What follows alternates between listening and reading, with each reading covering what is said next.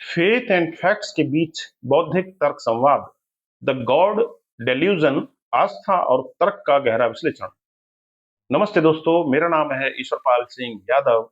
स्वागत है आपका इंडिया आजकल टीवी के बुक्स रिव्यू के एक नए वीडियो में, जहां हम विचारों की गहराइयों में उतरते हैं और सवालों के जवाब तलाशते हैं।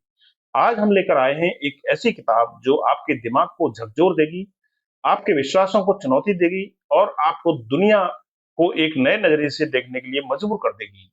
जी हाँ, हम बात कर रहे हैं रिचर्ड डॉकिंस की विश्व प्रसिद्ध किताब द गॉड डॉल्यूजन, यानी ईश्वर एक भ्रम की। क्या आपने कभी सोचा कि हमारी आस्था, हमारी मान्यताएं, जिन्हें हम बचपन से सच मानते आए हैं, क्या वे वाकई सच हैं? क्या ईश्वर का विचार एक वैज्ञानिक विचार हो सकता है, या फिर यह सिर्फ हमारी मान्यताओं, भावनाओं का हिस्सा है? यह वीडियो पेशकश आपके इन सभी सवालों को एक नई रोशनी में रखेगी। यह कोई साधारण किताब की समीक्षा नहीं है, बल्कि एक वैचारिक यात्रा है जो आपको तर्क, विज्ञान और नैतिकता के रास्ते पर ले जाएगी। अगर आप सवाल पूछने से नहीं डरते, अगर आप सच की खोज में हैं और अगर आप अपने दिमाग के दरवाजे खोलने को तैयार हैं, तो यह वीडियो आपके लिए है। यह आपके लिए एक चुनौती है। क्या आप तैयार हैं अपनी मान्यताओं को कसौटी पर कसने के लिए? तो चलिए बिना देर किए शुरू करते हैं इस रोमांचक और विचारोत्तेजक सफर को, जो आपको दुनिया को देखने का एक नया नजरिया देगा। चैप्टर नंबर 1, ईश्वर एक वैज्ञानिक परिकल्पना। दोस्तों, इस किताब की शुरुआत ही एक साहसिक और क्रांतिकारी विचार से होती है। रिचर्ड डॉकिंस कहते हैं कि ईश्वर का अस्तित्व कोई भावनात्मक या आध्यात्मिक सवाल नहीं है, बल्कि एक वैज्ञानिक परिकल्पना है। ठीक वैसे ही जैसे हम यह सवाल उठाते हैं कि क्या मंगल ग्रह पर जीवन है, या क्या कोई नया ग्रह खोजा जा सकता है। उनका कहना है कि अगर कोई दावा करता है कि यह एक सर्वशक्तिमान बुद्धिमान शक्ति ने इस ब्रह्मांड को बनाया है, जो हमारी प्रार्थनाओं को सुनती है और दुनिया के मामलों में दखल देती है, तो यह दावा तथ्यों और सबूतों की कसौटी पर परखा जाना चाहिए। आप सोच रहे होंगे, ईश्वर तो आस्था का विषय है, उसे विज्ञान की कसौटी पर कैसे परखा जा सकता है? लेकिन डॉकिंस एक महत्वपूर्ण तर्क देते हैं। अगर कोई कहता है कि प्रार्थना से बीमारियां ठीक हो सकती हैं, तो क्या हम इसे वैज्ञानिक तरीके से जांच नहीं सकते? उदाहरण के लिए हम दो समूह ले सकते हैं, एक जिनके लिए प्रार्थना की जाती है और दूसरा जिनके लिए नहीं। फिर देख सकते हैं कि क्या प्रार्थना का कोई असर होता है। यह एक वैज्ञानिक प्रयोग है कि नहीं? डॉकिंस कहते हैं, सदियों से हमने ईश्वर को एक ऐसे पवित्र दायरे में रखा है जहां सवाल पूछना मना है, लेकिन अगर ईश्वर ने यह ब्रह्मांड बनाया तो उसके निशान, उसके सबूत हमें मिलने चाहिए। अगर कोई कहता है कि एक अलौकिक शक्ति दुनिया के नियमों को बनाती है, तो विज्ञान जो इन नियमों को समझता है, उस शक्ति की जांच क्यों नहीं कर सकता? वह तर्क देते हैं कि आस्था यानी बिना सबूत के विश्वास करना कोई गुर नहीं है, यह बौद्धिक आलस है। हो सकता है अगर कोई कहे मेरे घर में एक अदृश्य ड्रैगन रहता है, तो आप सबूत मांगेंगे।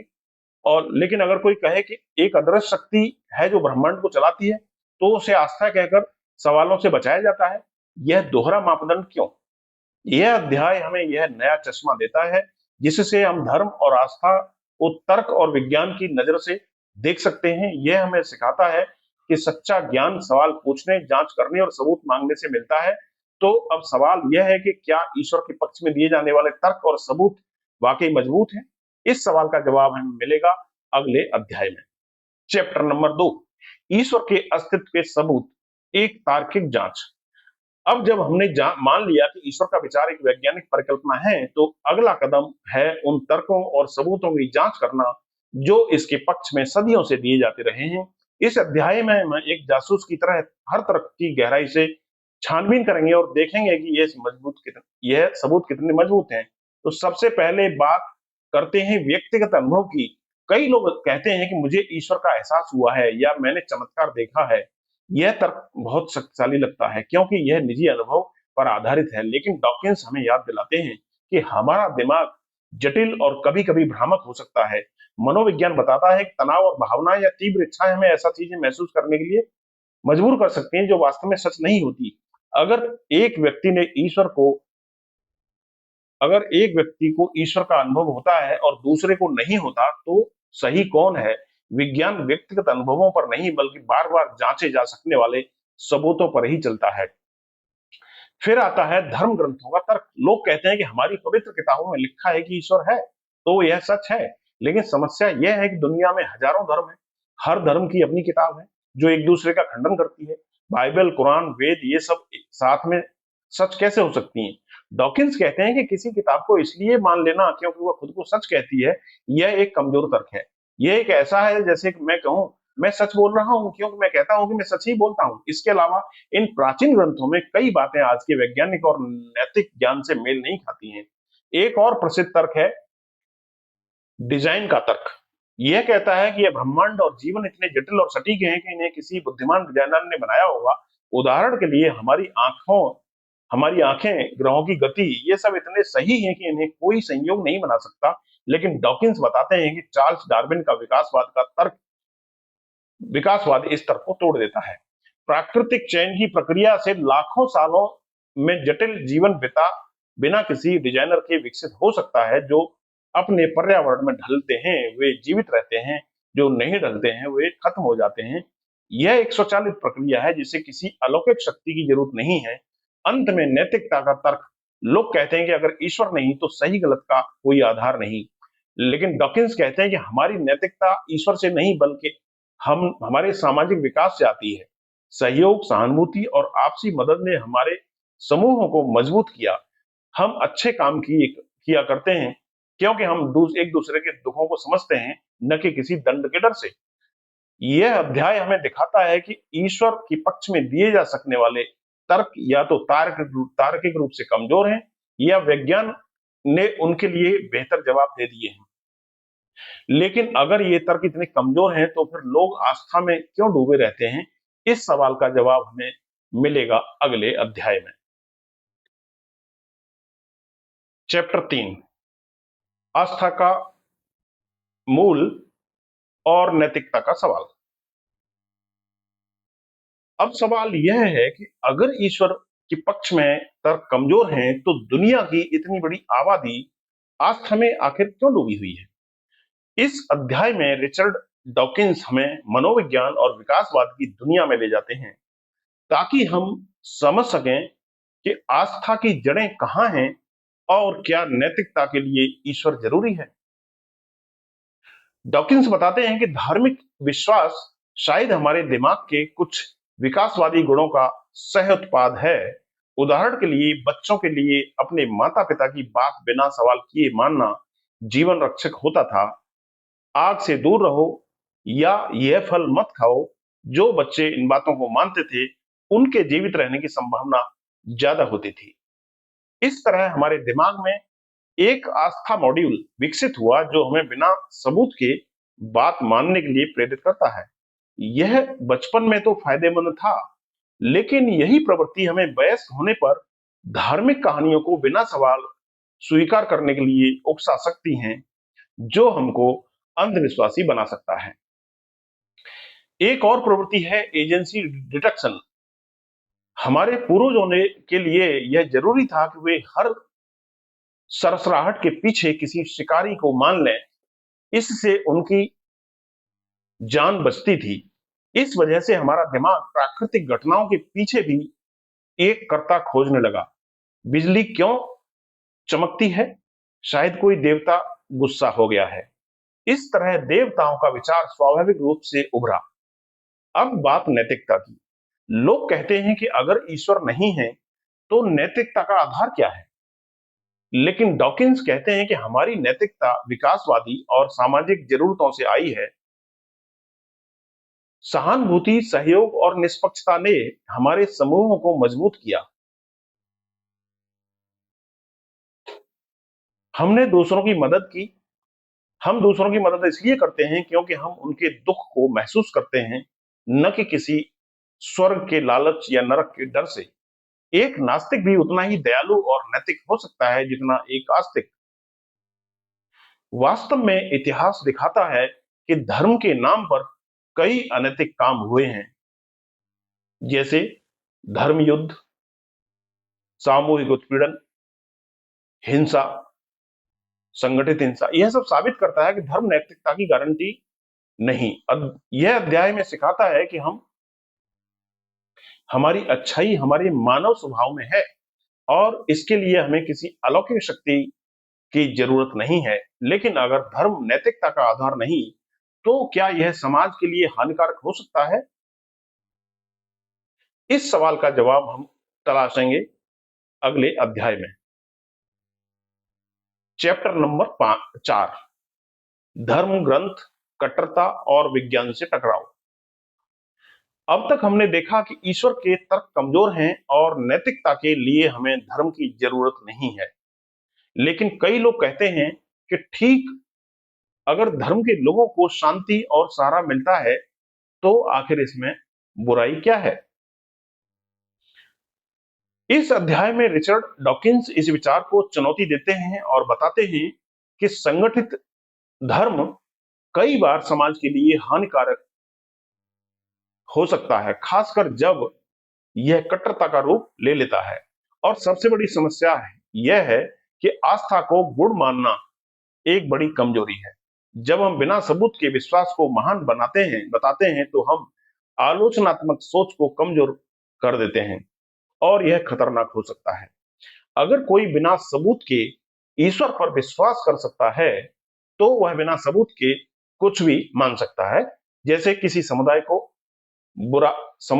बुरा मानना या हिंसा को जायज ठहराना। कट्टरता तब पैदा होती है जब लोग अपनी मान्यताओं को इतना अधिक तेजी से, जोर से, शक्ति से पकड़ लेते हैं कि कोई तर्क या सबूत उन्हें बदल नहीं सकता। धर्म उन्हें आग में घी का काम करता है, क्योंकि यह आस्था को सर्वोच्च स्थान देता है। एक वैज्ञानिक अपनी परिकल्पना को नए सबूतों के आधार पर बदलता है, लेकिन एक कट्टरपंथी उसकी मान्यताएं ही परम सत्य हो जाती हैं। यह कट्टरता विज्ञान से टकराव पैदा करती है। उदाहरण के लिए, विकासवाद के सिद्धांत को लाखों सबूतों का समर्थन है, फिर भी कई लोग इसे सिर्फ इसलिए खारिज करते हैं क्योंकि यह उनके धर्म ग्रंथों से मेल नहीं खाता। जी हाँ, यह वैज्ञानिक प्रगति में एक बड़ी बाधा है। वैज्ञानिक प्रगति को यह विचार रोकता है। धर्म ग्रंथ भी समस्या पैदा करते हैं। ये हजारों साल पहले लिखे गए थे, जब नैतिक और सामाजिक मानव आज से बहुत अलग थे। इनमें हिंसा, भेदभाव और दासता को जायज ठहराया गया है। जब लोग इन्हें शाब्दिक रूप से लागू करते हैं, तो सामाजिक प्रगति रुक जाती है और संघर्ष बढ़ जाता है।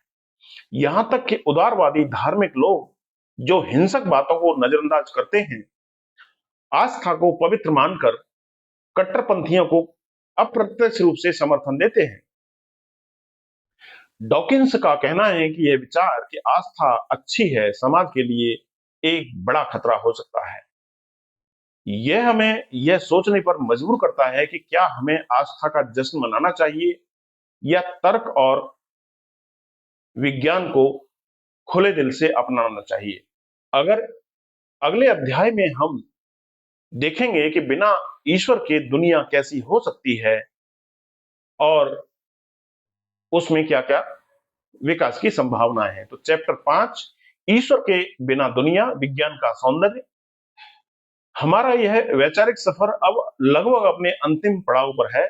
अब तक हमने ईश्वर को एक परिकल्पना के रूप में देखा, उसके तर्कों की जांच की, आस्था की जड़ें समझी और धर्म की समस्याओं पर विचार किया। लेकिन अब सवाल यह है कि अगर ईश्वर नहीं है, तो क्या जीवन बिल्कुल अर्थहीन हो जाएगा, बेकार हो जाएगा? क्या हम एक ठंडे और बेरंग ब्रह्मांड में भटक रहे हैं? इस अध्याय में रिचर्ड डॉकिंस इस डर को दूर करते हैं और एक प्रेरक दृष्टिकोण देते हैं। वह कहते हैं कि ईश्वर के बिना दुनिया न सिर्फ अर्थपूर्ण हो सकती है, बल्कि पहले से कहीं ज्यादा सुंदर और विस्मयकारी हो सकती है। धर्म ने हमें अक्सर प्राकृतिक दुनिया की सच्ची सुंदरता से दूर रखा। उसने हमें चमत्कारों की कहानियों में उलझा दिया, जबकि असली चमत्कार तो हमारे सामने प्रकृति में मौजूद हैं। विज्ञान हमें यह देखने का मौका देता है।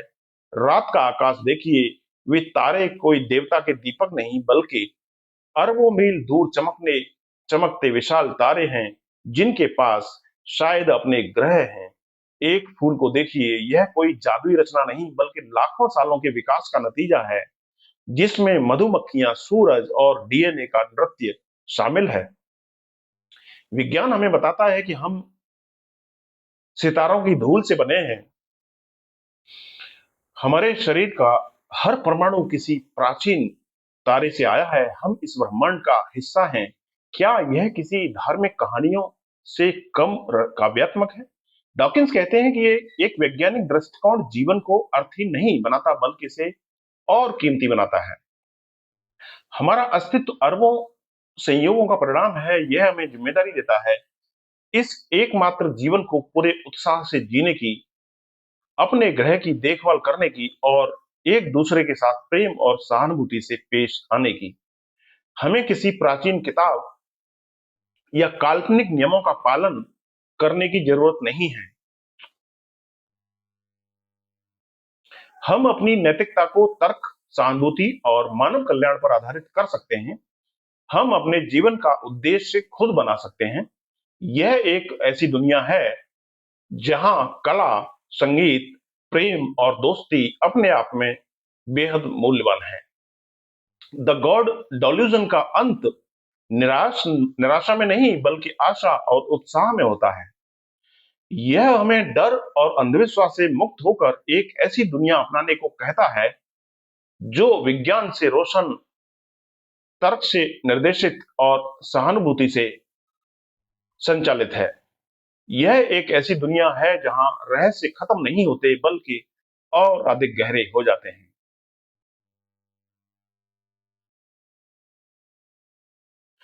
और आखिर में दोस्तों, ईश्वर का भ्रम की यह वैचारिक यात्रा यहीं पर समाप्त होती है। यह किताब आसान नहीं है। इसके विचारों को समझने और उन पर चिंतन करने के लिए साहस और खुले दिमाग की जरूरत है। लेकिन अगर आपने इस सफर को पूरा किया है, तो उम्मीद है कि यह आपके लिए एक नई शुरुआत होगी, सवाल पूछने की, तर्क करने की और सत्य की खोज की। तो हमारा मकसद किसी की भावनाओं को ठेस पहुंचाना नहीं है, बल्कि विचारों के संवाद को बढ़ावा देना है। अगर यह वीडियो पेशकश आपको पसंद आई हो, अगर इसने आपके दिमाग में कोई नया सवाल या नया विचार जन्माया हो, तो कृपया इस वीडियो को लाइक करें, अपने विचार कमेंट में जरूर साझा करें। आप इस किताब के तर्कों से सहमत या असहमत हो सकते हैं। आपके अपने अनुभव और नजरिए क्या हैं, वह हमें जानने का इंतजार रहेगा। अगर आप भविष्य में भी ऐसी ही ज्ञानवर्धक, दार्शनिक और विचारोत्तेजक बुक समीक्षा सुनना चाहते हैं, तो आप अभी इंडिया आजकल टीवी को सब्सक्राइब करें और बेल आइकॉन को दबाना न भूलें, ताकि आपको हमारा कोई भी वीडियो मिस न हो जाए। आपके साथ इस वैचारिक सफर में जुड़ना हमारे लिए बेहद सम्मान की बात है। मिलते हैं अगली बार एक नई किताब और नए विचारों के साथ। तब तक सवाल पूछते रहिए और सोचते रहिए और सच की तलाश में आगे बढ़ते रहिए। नमस्कार, मेरा नाम है ईश्वरपाल सिंह यादव। धन्यवाद।